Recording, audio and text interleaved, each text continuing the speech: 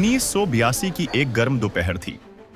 पाकिस्तान के सदर हाउस में एक गैर मामूली खामोशी थी जो हालात की संगीनी को जाहिर करती थी। हवा में एक अजीब सा तनाव था, जैसे कुछ बड़ा होने वाला हो। सदर मोहम्मद जिया उल हक शहीद अपनी कुर्सी पर बैठे गहरी सोच में गुम थे। उनके चेहरे पर संजीदगी और आंखों में एक गैर मामूली अज़्म था। आज का दिन अहम था। उनके सामने अफगानिस्तान की जंग का नक्शा खुला पड़ा था और उनके ज़हन में सिर्फ एक ही ख्याल गूंज रहा था, अफगान जहाद। नाज़रीन, आप देख रहे हैं इजाजुल हक ऑफिशियल।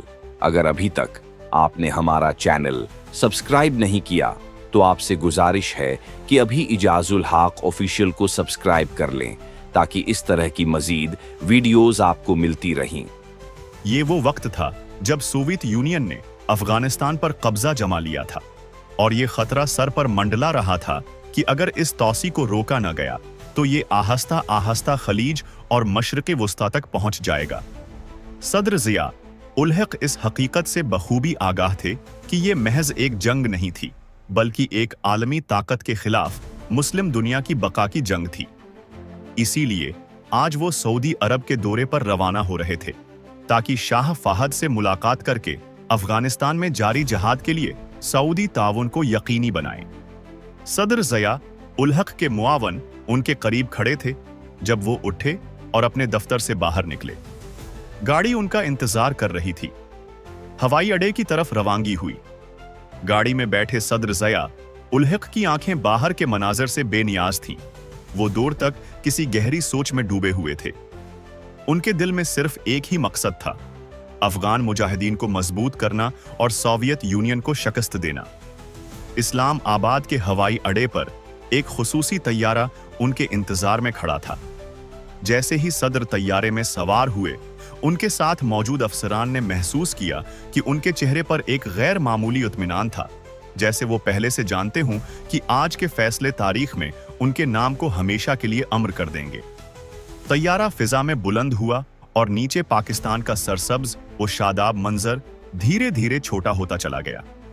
रास्ते में सदर जिया उल हक ने कुछ वक्त कुरान की तिलावत करते हुए गुजारा और फिर अपनी जेब से एक नोटबुक निकालकर अहम नुकात दोबारा देखने लगे। उनका ज़हन मुकम्मल तौर पर मिशन पर मरकूज था। वो जानते थे कि आज का दिन उम्मत मुसलमा के लिए इंतहाई अहम था। जब तैयारा रियाज के हवाई अड्डे पर पहुंचा तो रात हो चुकी थी। सहरा की गर्म हवाएं हवाई अड्डे पर मौजूद थीं, जो रात के सुनाटे में भी एक अजीब सी शिद्दत लिए हुए थीं। तैयारे के दरवाजे खुलते ही सदर जिया उल हक बाहर निकले। फिजा में रैत की हल्की हल्की चादर बिखरी हुई थी और सऊदी फौजी दस्ता उनके इस्तकबाल के लिए कतार में खड़ा था। एक अफसर आगे बढ़ा और मुअद्दबाना अंदाज में कहा, सदर साहब, शाह फाहद आपका इंतजार कर रहे हैं। शाही महल के रास्ते में गाड़ी तेज रफ्तारी से आगे बढ़ रही थी और शहर की खाली सड़कें महल की तरफ जा रही थीं। रात का सन्नाटा हर तरफ छाया हुआ था, लेकिन महल की रोशनियों ने दूर से ही उसकी अजमत का इजहार शुरू कर दिया था। जैसे ही गाड़ी महल के अजीमुशान दरवाजों के सामने रुकी, सदर जिया उल हक बाहर निकले और महल की बुलंद सीढ़ियां चढ़ते हुए अंदर दाखिल हुए। शाही दीवान एक गैर मामूली शान व शौकत का मंजर पेश कर रहा था। दीवारों पर अरबी खुताती के नादिर शाहकार, छत से लटकते हुए शानदार फानूस और कालीन पर बिखरे सुनहरी और सुर्ख रंग के नमूने। महल का हर हिस्सा एक अजीमुशान तारीख का हिस्सा मालूम हो रहा था। सदर जिया उल हक शहीद की कदमों की चाप उस वसी वो अरीज हाल में गूंज रही थी, जैसे उनके कदम भी इस अहम मौके का एहसास कर रहे हों। शाह फाहद अपने तख्त पर बैठे थे। उनके दाएं बाएं मुशीरान मौजूद थे और उनके चेहरे पर तजस्सुस की एक हल्की झलक थी। उन्होंने जिया उल हक का इस्तकबाल किया और उनके साथ बैठने का इशारा किया। दोनों रहनुमा आमने सामने बैठ गए और लम्हों बाद जिया उल हक ने अपनी बात का आगाज किया। उन्होंने निहायत सादगी और अज़्म के साथ कहा, शाह साहब, मैं यहां आपके सामने एक अहम दरख्वास्त के साथ आया हूं। अफगानिस्तान में जारी जंग सिर्फ पाकिस्तान की जंग नहीं, बल्कि पूरे आलम इस्लाम की बका की जंग है। सोवियत यूनियन की फौजें हमारे दरवाजों पर हैं और अगर हमने अभी उनका मुकाबला न किया तो वो जल्द ही खलीज, ईरान और फिर मक्का व मदीना तक पहुंच जाएंगे। हमें आपकी हिमायत दरकार है। शाह फाहद ने गौर से उनकी बात सुनी। उनकी आंखों में संजीदगी थी। उन्होंने अपने मुशीरों की तरफ देखा जो आपस में सरगोशियां कर रहे थे।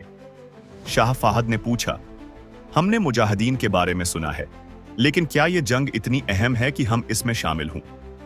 जिया उल हक ने पुख्ता लहजे में जवाब दिया, ये जंग इस्लाम की बका की जंग है।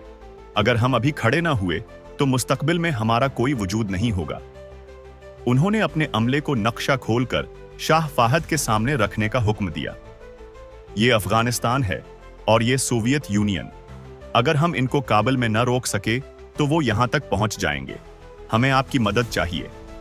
शाह फाहद ने नक्शे पर नजर डाली और फिर जिया उल हक की आंखों में झांका, जैसे वो उनकी बातों की सच्चाई को परखने की कोशिश कर रहे हों।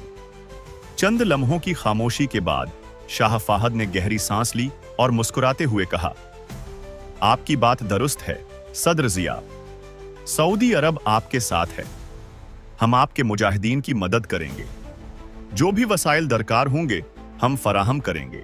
दिया उल हक ने उनका शुक्रिया अदा किया और दोनों रहनुमा हाथ मिलाकर खड़े हो गए। ये एक तारीखी लम्हा था। महल के फानूस की रोशनी जिया उल हक के चेहरे पर चमक रही थी और उनके चेहरे पर इत्मीनान था। रात के आखिरी पहर में सदर जिया उल हक शहीद महल से निकले। सहरा की ठंडी हवाएं उनके चेहरे से टकरा रही थीं। उनका मिशन कामयाब हो चुका था।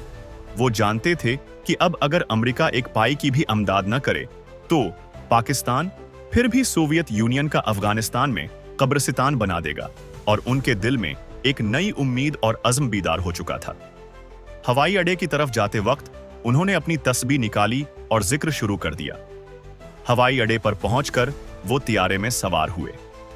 उनके मुआवन ने उनसे कहा, सर, आज आपने मुस्लिम दुनिया के इत्तेहाद की बुनियाद रख दी। जिया उल हक ने मुस्कुराते हुए जवाब दिया, यह सिर्फ आगाज है। अब हम इस जंग को जीत कर ही दम लेंगे। तियारा फजा में बुलंद हुआ और सहरा की चमकती रीत और शहर की रोशनियां धीरे धीरे नजरों से ओझल हो गईं। लेकिन सदर जिया उल हक शहीद के दिल में जो रोशनी जागी थी वो कभी बुझने वाली नहीं थी।